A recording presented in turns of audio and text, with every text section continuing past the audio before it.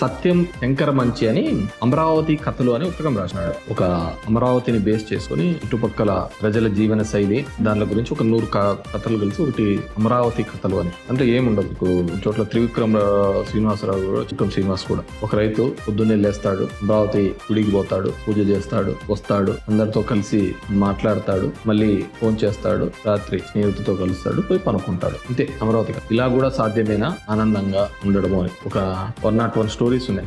ఇది నేను ఊరికి ప్రైమ్ గా అలా అమరావతి కథలని శంకర మంచి గారు రాసిన మంచి పుస్తకం. అంతకు మించిన పుస్తకం ఈరోజు చంద్రబాబు నాయుడు గారు రాస్తున్నారు. దానికి పవన్ కళ్యాణ్ కూటమి అంతకాలు చేస్తారు. అమరావతి ఇక్కడ కూడా అంతే. పొద్దున్న లేచిన నుంచి చంద్రబాబు నాయుడు గారు చెప్తూ ఉంటారు, అమరావతిని అంత చేస్తాము ఇంత చేస్తామంటారు. అక్కడ ఇచ్చిన భూములు ఇచ్చిన రైతులు పొద్దున్నే లేచి సిఆర్డీ ఆఫీస్ పోతూ ఉంటారు. మా భూమి ఎక్కడ, మా ప్లాట్ ఎక్కడ అని అడుగుతారు. వాళ్ళు కంప్యూటర్ లో చూపిస్తారు, ఇక్కడ మీ భూమి అని. లేదు మాకు భూమి ఫీల్డ్ మీద చూపించాలి అంటే అది ఎక్కడుందో తెలియదు, కనపడదు. ఇంటికి వస్తాడు, బాధపడతాడు, ఏడుస్తాడు, ఇతని నమ్మే మన భూమి ఇచ్చినది అంటాడు, పోయి అనుకుంటాడు. మళ్ళీ తెల్లారుజామునే వెళ్తాడు సిఆర్డీ ఆఫీస్. ఇది ఇప్పుడున్న అమరావతి ఆ రైతుల యొక్క కథనం. వాళ్ళు భూమిలో ఏదో చేస్తామని చెప్పేసి ఇతన్ని నమ్మి భూమి ఇస్తే ఇంతవరకు ఆ అమరావతి మీద దోపిడీ చేయడమే తప్ప అక్కడ రైతాంగానికి ఏమాత్రం మేలు చేసిన దాఖలాలు. మళ్ళీ రెండో విడత 30,000 అడుగుతున్నాడు. అక్కడ రైతులు చనిపోతారు. భూమి ఇచ్చిన రైతులు ఇంకా మా భూములు ఎప్పుడు డెవలప్ చేస్తారని. చంద్రబాబు నాయుడుకు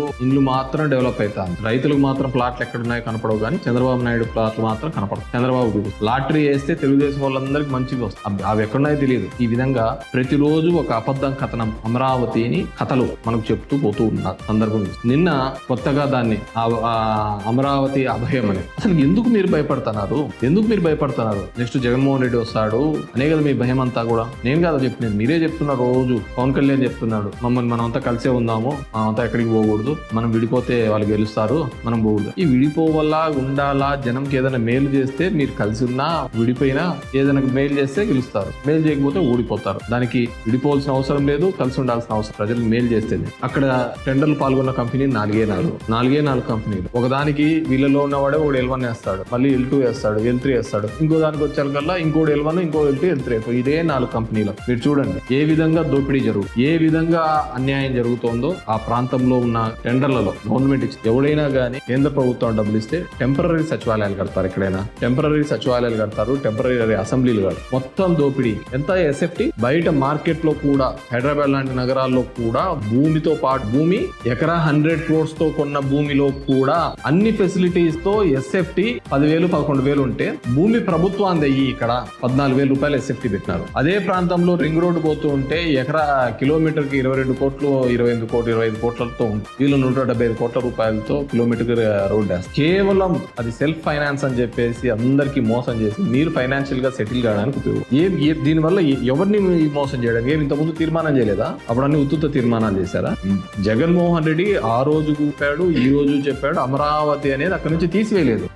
3 ప్రాంతాలు అభివృద్ధి చెందాలి అనే ఉద్దేశం ఎగ్జిక్యూటివ్ క్యాపిటల్, అదే విధంగా జ్యుడిషియల్ క్యాపిటల్ గా అక్కడ తీసుకొని రావడం జరిగింది, లెజిస్లేటివ్ క్యాపిటల్ గా తీసుకొని రావడం జరిగింది తప్ప అమరావతిని ఆ ప్రాంతంలోనే ఉంచడం జరిగింది. అక్కడే అసెంబ్లీ ఉంటుంది. ఈ రోజు కేవలం మీ రియల్ ఎస్టేట్ కోసం మీరు ఇప్పుడు మీతో పాటు సింగపూర్ నుంచి తీసుకొని వచ్చి ఈశ్వర్ అని చెప్పి ఎక్కడున్నాడు? ఈశ్వరను జైల్లో ఉన్నాడు. మీరు ఇష్టానుసారం చేసుకుంటా, మీరు ప్రజాధనం అంతా లూటీ చేసుకుంటా, కేవలం ఆంధ్రప్రదేశ్ అందరి మీద కూడా మీరు ఈ అప్పుల్ని పెట్టే సందర్భం. నిన్న అచ్చెన్నాయుడు గారు చూస్తే కాల్చి పడేలా అని చెప్పి ఈ అసెంబ్లీలో మీరు మాట్లాడేది మాటనా ఏదైనా నీకు అంతగా ఉంది అంటే. మా సత్యకుమార్ చూస్తా అంటే నల్లమల్ల ఎండిపోతుంది. నల్లమల్ల మీరు చేసిన దానికి దేశమే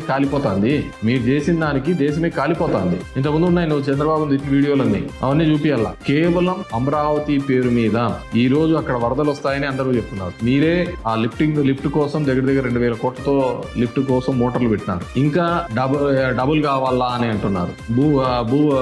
ల్యాండ్ పూలింగ్ చేయాలా అంటున్నారు. ఎందుకు ఇంత భూదాహం పెట్టింది మీరు ఎందుకు ఇంత ఆత్రంగా ఒక డైవర్స్ పాలిటిక్స్ చేసుకుంటూ జగన్మోహన్ రెడ్డిని తిట్టడానికి 6 గంటలు పెట్టి మీరు జగన్ పేరు ఎత్తకుండా ఒక్క రోజున పనిచేసిన మీరు ఏం చేసినారో చెప్పుకోండి. అప్పుడు 5 సంవత్సరాలు అన్నారు, ఇప్పుడు 3 సంవత్సరాలు అన్నారు కదా. ఆ రోజు నరేంద్ర మోడీని తీసుకొని వచ్చినారు. అప్పుడు ఏమన్నారు? 5 పేర లడ్డు ఇచ్చాడన్నాడు పవన్ కళ్యాణ్. ఇదే పవన్ కళ్యాణ్ గారే కదా కర్నూలు నాకు రాజధాని అన్నాడు, వైజాగ్ ఎందుకు ఉండకూడదు రాజధాని అన్నాడు, అమరావతి ఒక గేటెడ్ కమ్యూనిటీ అని చెప్పినాడు. మరి ఈ రోజు ఏమైపోయాయి మాటలు? ప్రజలు మీరు ఆలోచించుకోవాలి. అమరావతి ప్రాంతానికి కానీ దీనికి కానీ వైఎస్ఆర్ కాంగ్రెస్ పార్టీ ఎప్పుడు వ్యతిరేకం. కానీ అక్కడ రైతులకు ఇంతవరకు మీరు ప్లాట్లు ఎందుకు చూపించలేకపోతున్నారు? ఎందుకు మోసం చేస్తున్నారు వాళ్ళు? దానికి వ్యతిరేకం, మీరు చేస్తున్న అవినీతికి వ్యతిరేకం, దాన్ని అమరావతికి అని చెప్పేసి వ్యతిరేకం. జగన్మోహన్ రెడ్డి ఏదున్నా గానీ క్లిస్టర్ క్లియర్ గా చెప్పడం జరిగింది. మీలాగా మోసం చేయలేదు రైతుల్ని, వాళ్ళకి ఇవ్వాల్సిన పెన్షన్లు కావచ్చు, వాళ్ళకి ఇవ్వాల్సిన బకాయిలు కానీ అన్ని ఇప్పించడం జరిగింది. కానీ మీరు అలా కాదు కదా.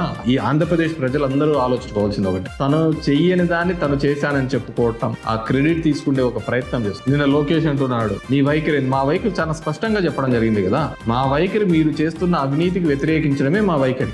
మీరు చేస్తున్న ఈ దోపిడీ 8% కిక్ బ్యాక్స్ తీసుకుంటున్నారు, దానికి మేము వ్యతిరేకం. ఇచ్చిన దానిలో మీరు అడ్వాన్స్ మొబిలైజేషన్ 9,000 కోట్లు వస్తే 5,000 కోట్లు అడ్వాన్స్ మొబిలైజేషన్ గా పోయినాయి. కేవలం 4-5 కంపెనీలకు అందరూ బాగు చేస్తున్నారు. అక్కడ ఉన్న అమరావతి డెవలప్ కావట్లేదు, ఇది డెవలప్. మీరేం డెవలప్ చేసినారు చూపియండి. అక్కడ తెచ్చిన బైపాస్ జగన్మోహన్ రెడ్డి కదా తీసుకొని వచ్చిన బైపాస్. కాబట్టి ఇంకా ఇప్పటికైనా గానీ ఈ అమరావతి కథలు మానండి. ఈ అమరావతి కథలు జగన్మోహన్ రెడ్డి గారి మీద, వైఎస్ఆర్ కాంగ్రెస్ పార్టీ మీద నిందలు వేయడం మానండి. ఈ రోజు రాష్ట్ర సంపదనంతా తీసుకుని ఒక ప్రాంతంలో పెట్టాలని ఒక ప్రయత్నం చేస్తున్నారు. దాన్ని మేము వ్యతిరేకిస్తున్నాం. మా ప్రాంతంలో అభివృద్ధి చెందాలని మేము కోరుతున్నాం. ఇప్పటికీ మా ప్రాంతంలో రాయలసీమ కావచ్చు, ఉత్తరాంధ్ర కావచ్చు, కోస్తాంధ్ర కావచ్చు, అక్కడ జరుగుతున్నటువంటి అన్యాయానికి మేము ఖచ్చితంగా మీరు చేస్తున్న అన్యాయాన్ని మేము వ్యతిరేకిస్తున్నాం. ఈ రాష్ట్రానికి ఏదైనా మంచి జరిగింది అంటే అది వైఎస్ జగన్మోహన్ రెడ్డి గారు, అదేవిధంగా వైఎస్ రాజశేఖర రెడ్డి గారు అప్పుడే జరిగింది తప్ప వేరేది ఎప్పుడు జరగదు. చెప్తా అంటాడు సైబరాబాద్ నేనే కట్టినానంట, పవన్ కళ్యాణ్ ఆ కొండలంతా తిరిగినాడు. డెఫినెట్ గా ఆ ప్రాంతంలో హైదరాబాద్ అనేది ఒక రింగ్ రోడ్ వచ్చిన తర్వాత ఎంత డెవలప్ అయింది, భూములకి ఎంత విలువ వచ్చింది చెప్పండి. ఎందుకు ఊరికి లేని క్రెడిట్స్ మీరు తీసుకోవాలని ఒక ప్రయత్నం చేస్తారు. 20 సంవత్సరాలు అయితే అక్కడ చంద్రబాబు నాయుడు ముఖ్యమంత్రిగా లేక 20 సంవత్సరాల్లో గణనీయమైన మార్పులు జరిగింది. కాబట్టి ఈ డైవర్షన్ పాలిటిక్స్ మానుకోండి. జగన్మోహన్ రెడ్డి మీద, వైఎస్ఆర్ కాంగ్రెస్ పార్టీ మీద ఏడుపు మానండి. ఇంకా 2.5 సంవత్సరాలు అయితేనాయి. మీరేమైనా చేసింటే దాంట్లో చెప్పుకోవాల్సిందిగా